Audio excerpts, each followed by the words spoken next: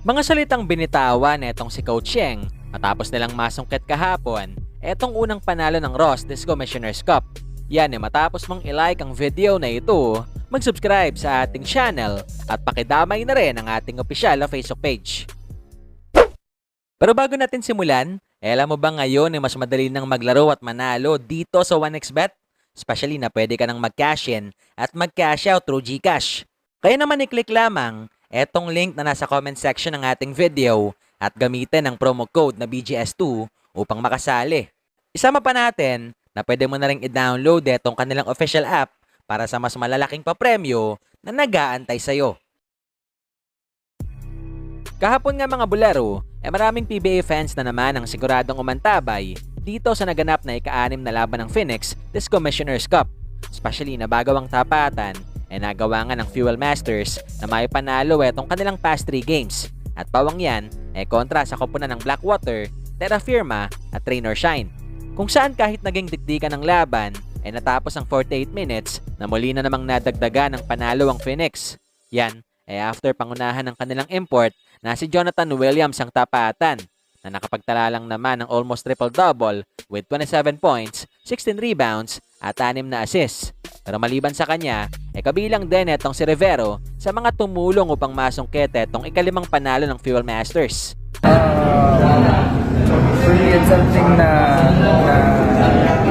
gusto rin makita ng coaches and teammates ko kasi it's something na ginagawa ko siya before, so I'm trying to as much as possible matranslate this sa PBA. Though syempre marami pa akong lapses, marami pang pagkukulang. Pero thank God, diba, na he made those shots. Samantala sa kabilang banda, maliban dito sa naawing panalo ng Phoenix, kagabi ay naging laman din ang usap-usapan mga bularo etong naganap na ika-6 na laban ng Rain or Shine. Dahil dito, sa wakas ay nasungkit na rin ang koponan ni Yeng ang kanilang unang victory this Commissioner's Cup matapos mabigo sa kanilang nakalipas na 5 laban. Pero kahit nga nagawa ng Ross na talunin kahapon ng Blackwater, marami pa rin ang duda na magagawa nilang makahabol sa itaas ng PBA standings. Kaya naman sa isang panaya matapos ang laban, di nga napigilan ni Coach Yeng na magbitaw ng ilang salita. Most of the games na natalo kami, kulang kami talaga sa rebounding tsaka inside presence. No? Si Tree naman, we know that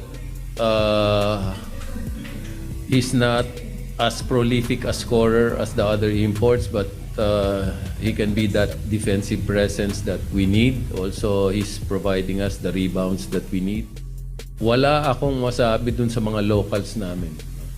We've lost all our games before this, but ang tingin ko, yung mga locals namin did their part. May chance pa naman no? Hindi naman kami nawawala ng pag-asa. No? So, meron pa kaming 5 laro. Malay nyo, ma-straight namin 5 laro. Diba?